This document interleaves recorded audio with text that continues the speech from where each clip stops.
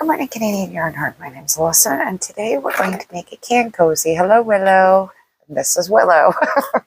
I'm going to crochet it because I'm going to use cotton, and crochet will leave a little bit more texture and strength to the stitch, so it kind of holds itself up. I'm going to change over to the overhead camera, and I'll be right back. So here we go. And I'm going to just sit down now. This I did get a little while ago because this is where I keep my hooks, and I want this particular hook. It is a really nice little case that has both of my favorite sets of hooks. And here is the yarn. So I'm going to be using a 3.5 millimeter hook, and we're going to start the magic circle. Yes, Willow. And he is still here in a very affectionate mood, so I may have to pause. If it gets too much, I'm gonna single crochet 6. There he is. 2, 3, yes, baby. 4, 5, and 6. All right, I'm going to pause. There we go. So now that I've got 6 stitches on here, I'm going to tighten, strand, tighten as much as I can. Grab that little loop there and that loop there, and I'm going to make sure that it goes through behind that loop. Wrap, and then you pull through both loops, and you're going to then chain 2. And if you'd like, this would be the place where you could put your stitch marker. I will grab one of my smaller ones. You're going to be a watcher today, are you? Oh, he's going to play. Fun times. So this is where you put stitch marker. And then you're going to double each stitch. So here we go. And I am using Bernat Handcrafters, just cotton yarn. I want cotton because it is absorbent. It is a great thing for a can cozy. And it could be a beer can or a pop can. It's 1, 2, just so you'll understand. There is Willow. Right there. Watching my every move. So. If he tends to have a paw that suddenly comes in or near or whatever, he is right beside me. So there's 2 more. 2 more. And you're going to have 12 by the time you're done. Hello, Willow. Watching the string. And yes, cats do make everything so much fun. I adore them deeply. I adore that little boy, but he is a bit of a pain sometimes. They love my yarn, and they love my knitting and crochet, and they love to sleep on the blankets and my lap whenever they will. So I'm going to do 2 more. And now if you're unsure, go back. And then that is a chain, that is a chain, that is your first stitch. 1, 2, 3, 4, 5, 6, 7, 8, 9, 10, 11, 12, 13. I did a triple stitch somewhere, unless I miscounted. 6, 7, 8, 9, 10, 11, 12, 13. I have a triple stitch somewhere and I don't see it. Ah, that one. No. Interesting. Pull that out, frog it, and we'll make sure I have 6 stitches on the first one. So 1, 2, 3, 6. Ah, there is a 7th one. All right. So the chain stitch.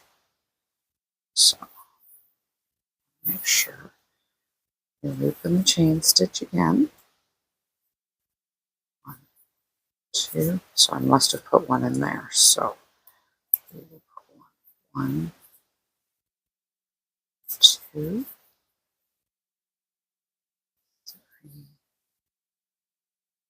4,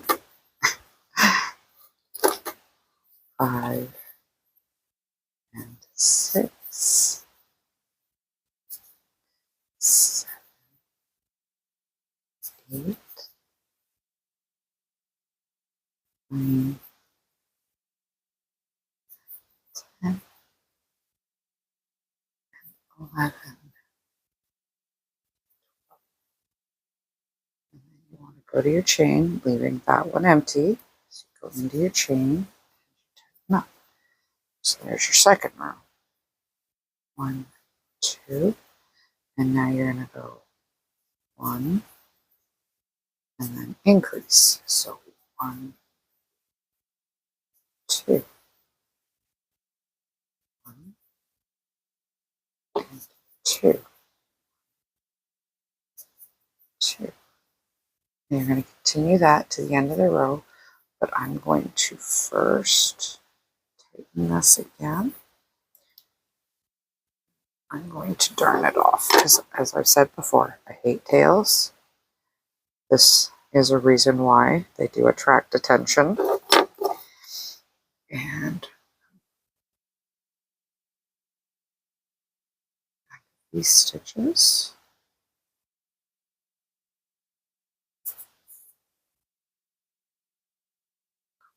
Times, more stitches. Here we're watching here. And this also then will proceed to tighten your circle up, so it should not loosen again. So there's that.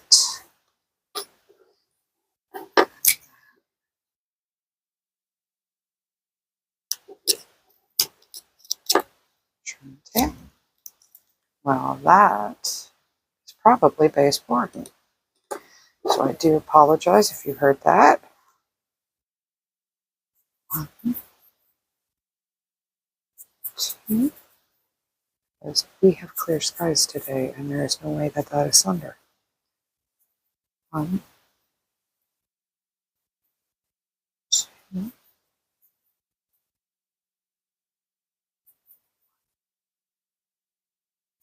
2. So this should be 18 stitches. Yep, there was another one. Guessing the base is definitely setting off some explosives today. It's definitely not something I expected when we moved in, but you get used to it.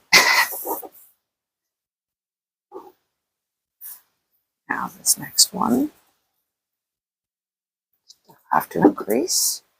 So now we're going to go 1, 2, go 1, 2, that's number 3, 2, 1, 2, 1, 2,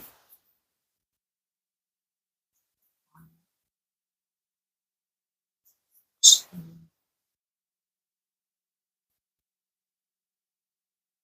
2.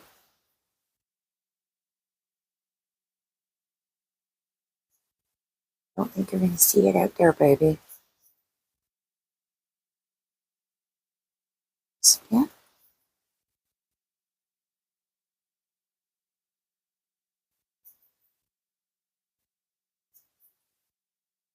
2.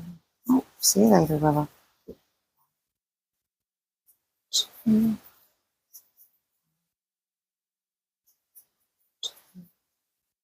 Our final increase on this row. And then you want to go in there, around, and pull up. So there's row 3. Now, I'm pretty sure I'm going to need at least row 4. So there's the measurement on row 3. 1, 2, 1, 2, and 3. And then you do an increase.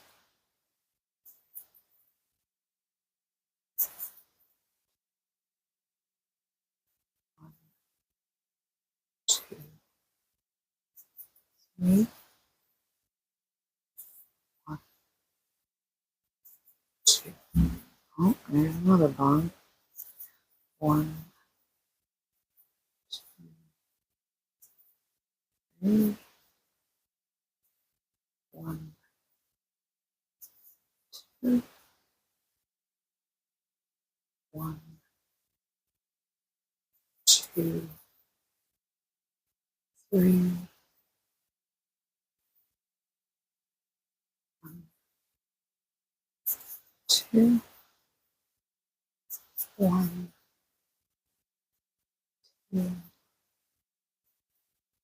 3, 1, 2,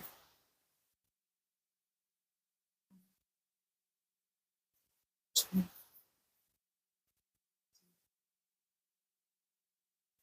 1, 2. Close that row up and we will measure it again. That should be good enough to start going upwards. So now we're not going to increase. So you've had your cast on row, which is your 6 first magic chain circles, and then your first increase row, your second increase row, your third increase row, and your fourth increase row. Now we're going to just go around, no increases, just go around each stitch, simple, and it'll start to rise.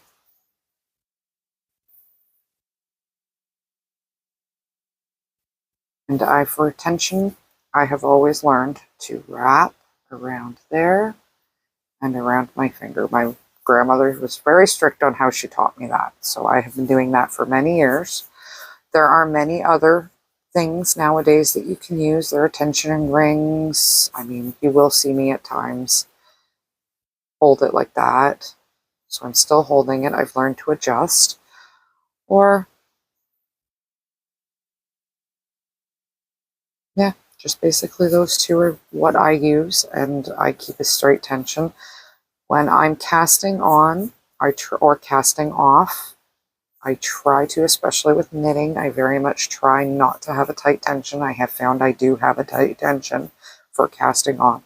So I've learned to just not hold the yarn, or as minimal as possible, and that gives the loosest cast off you can get. If you're finding that with this, you can always you want to just guide it with your hand, mainly because of knots. Now, I've seen many people do it many different ways. Don't really care how you hold it. It's just I was taught to wrap it around my finger. You do get an indent. It is it is a part of the trade. It's something I've learned to live with, and it doesn't bother me. Many of the textures of yarns don't bother me. I don't have any irritants or any issues with any yarns or allergies or anything. So I tend to have less problems with it. You can use gloves if you really want to, if you need to, or just work with a yarn. A lot of times if you do have that, you're going to be working with an acrylic. I work with acrylics because they're cheaper and they're far more readily available and easy to get, or a polyester. I like a polyester. Polyesters are nice and warm. Cotton is really, really good for absorption. It's what your towels are made of. It's what your hand towels are made of, your kitchen towels, your cloths, face cloths, dish cloths, all of that are made with cotton. So I tend to use cotton when I'm making something like that that I want either absorption or something like a natural hand towel. That will be a more cotton then. That was a loud one. Knitting, I don't tend to like knitting for something like this because knitting is a lot lighter and thinner, and I find a lot less durable. So if you want something that's going to last, I don't mind the can or the coffee cup cozies in knit. Sometimes you want just a little light cover on the coffee cup. but I do tend to like a thicker, more solid, durable base on it. Actually, I usually tend to use my crocheted ones when I can, because they tend to keep the cup warmer or colder depending on what's in the cup. Now, what I am going to do is put the cup pop in. That should be perfect fit. You do want a smidge of stretch, I guess, but as you go up the pop can, beer can, whatever you're making this for, then you will it will hold on more. And if you do find that is starting to lose its stretch, a good way to do is put in the washer and dryer. And yes, this cotton is perfectly fine putting in the washer and dryer. Some yarns cannot handle the dryer. I am going to try and showcase that when I have it. I have this beautiful yarn that I made a coffee cup cozy out of, mainly so that I could throw it in the wash and dryer and see how it would handle that, because it is one of those things you want to know. I have made some beautiful things. I've bought a lot of yarn without thinking of that, and then been burned and been like, well, now what you make you can't really wash, so I got to make something that don't really wash in. So I usually end up making bags for my yarn or something like that with a yarn like that. That way somebody else doesn't have to worry about the maintenance of it. If I don't know, I will tell someone if I'm giving them a gift that I haven't tested this yarn. Be safe. Probably don't throw it in the dryer. Try and throw it on a clothesline or hang it up. Or I like to hang my stuff by my wood stove in the fall and winter. And that way you don't have to worry too much about destroying. It doesn't destroy it, but it definitely changes the texture. I have definitely found, but I've also found some yarns where they're like, yeah, don't put in the washer and dryer. And I will always wash it and I will always dry it just to see, because some of them don't have a problem in the dryer. Bernat's Pipsqueak yarn, awesome yarn. Great for baby blankets.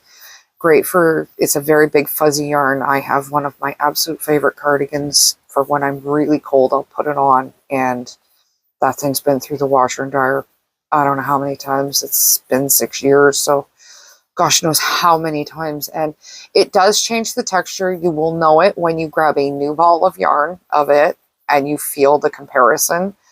But if you don't do that, it will still feel very soft. And it's just it's not quite the same softness it came with, that's all. But eventually everything loses some of the texture and that of with it. So I'm going to continue on this way until I get to the, probably right about here. So you go right to where the top of the can starts to, I have covered the can just in case, but I wanted to be able to show that. But I'll probably go to there, but I will come back and show you when I get to that, and I will see you then. Yeah, I was just thinking, the reason I didn't want to give a measurement for how high your can is because you could have a Red Bull can, you could have a Monster can, you could have all kinds of different cans, so you want to make sure that, so I did want to add that I do use cotton for a specific reason. I use it for absorbency. I do find that cotton is really good for that. It is a choice I like to make, and I do like to keep it simple because that helps keep the heat, retain the heat in. I would gladly like to earn your like or subscription today. If you definitely have any comments, by all means leave them below. I probably will do in a future show an updated, a little more fancy version of Can Cozy that has a little more detail, a little bit different stitch. I just wanted to keep it simple for the first one, keep it basic, simple, very similar to the jellyfish that I did, the glow-in-the-dark jellyfish. It's just a little bit longer. Trying to help build confidence because it isn't that hard. It's just a matter of teaching yourself how to do it. So I'm going to keep going, and I will be back when I get to the end. All right, so I've done it to about here. can in. That's pretty good. You don't want it too close because that way, you know, it'll, that's pretty good. I like that. So pull the pop can out, snip the end, darn it in, and you have a can cozy. So I do hope to have earned your like and subscription today. If you have a comment or question below, by all means, I would love to hear it. I'd love to know what you would do with this, with the cotton yarn, or if you wanted to see a can cozy made out of a different yarn. By all means, leave your questions, comments, whatever below. I hope you have a wonderful day, and I hope to see you again. Bye.